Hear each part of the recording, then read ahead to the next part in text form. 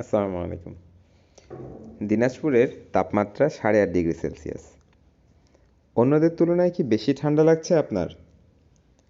যাদের ঠান্ডা বেশি লাগছে, যেন একদম হাড়ে গিয়ে আপনাদের ঠান্ডা ঠেকছে, আজ তাদের জন্য একটি সুখবর নিয়ে এসেছি।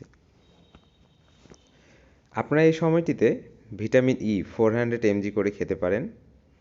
এটি আপনার স্কিনকে সফট করবে, ডায়াবেটিক্সে যথেষ্ট উপকার পাবেন এবং ঠান্ডার অনুভূতি কমাবে।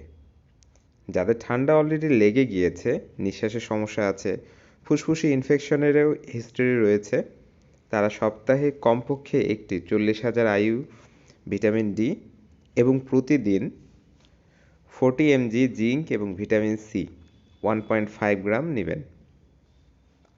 ভিটামিন ডি অবশ্যই ফ্যাটি ফুডের সাথে নেবেন, কারণ এটি ফ্যাট সলিউবল ভিটামিন, তাই ফ্যাটি ফুডের সাথে যদি এটি না খান তাহলে কাজ করবে না।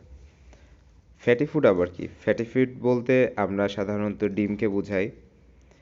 এছাড়া আপনারা মাছ অথবা মাংস দিয়ে ভাত খাবারের সাথে সাথে এটা খেয়ে ফেলতে পারেন, অথবা নর্মাল খাবারের সাথে 1 চা চামচ ঘি অথবা অলিভ অয়েলের সাথে এটি খেয়ে ফেলতে পারেন। আর ভিটামিন সি পাউডারের কথা বলেছি। ভিটামিন সি যে মিষ্টি স্বাদযুক্ত যে ভিটামিন সিটা রয়েছে, এটা ডায়াবেটিস রোগীরা অবশ্যই অ্যাভয়েড করবেন। এর বদলে আপনারা ভিটামিন সি পাউডার অথবা অ্যাসকর্বিক অ্যাসিড এটা নিতে পারেন, খুবই ইফেক্টিভ হবে এটা। আর পরিমাণটা কিন্তু 1.5 গ্রাম, অবশ্যই 1 থেকে 1.5 গ্রামের নিতে হবে।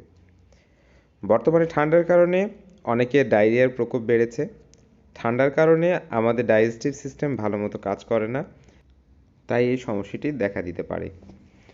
তবে এই সময় মেট্রোনিডাজল বা অন্যান্য বিশেষ কোনো ধরনের ওষুধ খাওয়ার প্রয়োজন নেই। আপনি যদি ইচ্ছা করেন তাহলে প্রোবায়োটিক নিতে পারেন দিনে 2টো করে। আশা করি এটিতে সেরে উঠবেন। ধন্যবাদ সবাই।